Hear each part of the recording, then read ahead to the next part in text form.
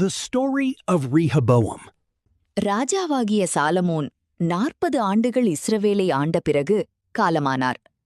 அவருக்கு பின் அவருடைய மகன் ரெகபெயாம் சீகேமில் ராஜாவாக பட்டம் சூட்டப்பட சென்றார். அந்த நேரத்தில் சாலமோனுக்கு பயந்து எகிப்திற்கு ஓடிப்போயிருந்த யெரொபெயாம் இஸ்ரவேல் மக்களால் திரும்ப அழைக்கப்பட்டு வந்திருந்தார்.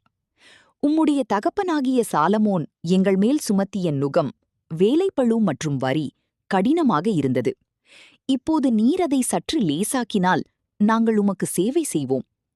இதற்கு பதிலளிக்க ரெகபெயாம் 3 நாட்கள் அவகாசம் கேட்டார். ரெகபெயாம் 2 விதமான ஆலோசனைகளை பெற்றார். முதியோர்களின் ஆலோசனை. சாலமோனிடம் பணியாற்றிய அனுபவம் வாய்ந்த பெரியவர்கள், நீர் இன்று இந்த ஜனங்களுக்கு சேவகனாகி அவர்களுக்கு இணங்கி நல்வார்த்தைகளை சொன்னால் அவர்கள் என்றென்றும் உமக்கு ஊழியக்காரராக இருப்பார்கள் என்று கூறினர். வாலிபர்களின் ஆலோசனை.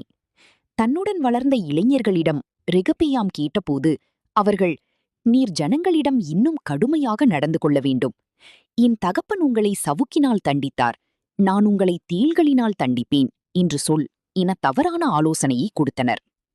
ரெகபெயாம் பெரியவர்களின் ஆலோசனையை தள்ளிவிட்டு வாலிபர்களின் கடினமான ஆலோசனையை ஏற்று மக்களிடம் மிக கடுமையாக பேசினார்.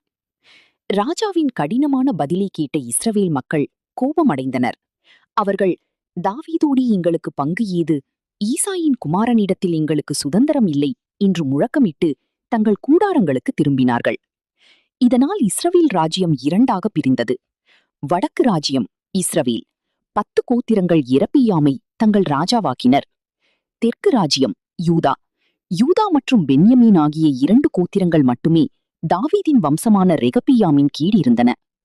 ரெகபெயாம் இழந்த கோத்திரங்களை திரும்பப் பெற 1,80,000 போர் வீரர்களுடன் யுத்தத்திற்கு புறப்பட்டார். ஆனால் தீர்க்கதரிசியாகிய ஷெமாயா மூலம் தேவன் அவரிடம் பேசி, இந்த காரியம் என்னால் நேரிட்டது, உங்கள் சகோதரரோடு யுத்தம் செய்ய வேண்டாம் என்று தடுத்தார். இது சாலமோன் செய்த சிலையாராதனை பாவத்திற்காக தேவன் ஏற்கனவே அறிவித்த தண்டனையின் நிறைவேற்றமாகும்.